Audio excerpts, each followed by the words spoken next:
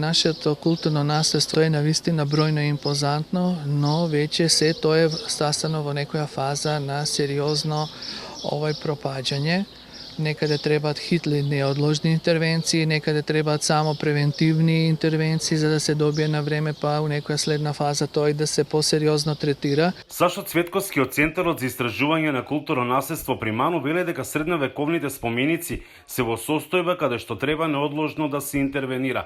Во меѓувреме, 700 цркви и манастири низ целата држава ќе бидат опфатени со проектот за мониторинг на православното културно наследство, кој почна да се спроведува неодамна од страна на ИКОМОС Македонија, а во соработка со МПЦ. Трескавец, Курбиново, замислете 17 години Трескавец само се нешто истражува, само се подготвува за конзервација, само се изготвуваат проекти. Тоа се 2 децении каде што не е ни еден самтин исконзервиран на фреските, каде што ни една тула од архитектурата не е ставена у процес на некоја си санација. Погледнете и Света Софија, црквата, значи таму не е интервенирано уште од 50-тите години. Митрополитот на Дебарско-Кичевската епархија владиката Тимотеј веле дека има цркви кои се во добра, но и цркви кои се во лоша состојба. Да тие избрале 700, меѓутоа само Дебарско-Кичевска епархија има повеќе од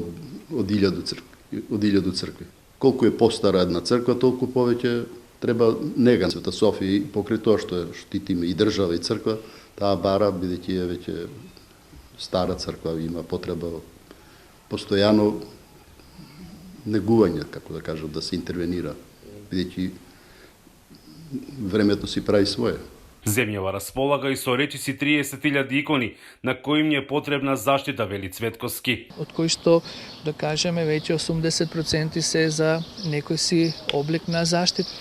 Сега затоа треба една стратегија која треба да биде прифатена и вреднувана, валоризирана и од тоа да не се отстапува. Тоа мора да се остварува на годишно ниво, инаку веќе ние не може да држиме чекор со ние веќе ги губиме спомениците. Откако ќе се направи увид и проценка на актуелната состојба во која сите тие се наоѓаат, ќе се дадат препораки за потребата од преземање на одредени заштитни интервенции.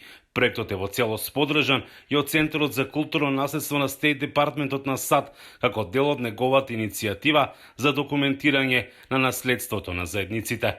Од Охрид за Гласот на Америка, Мики Трајковски.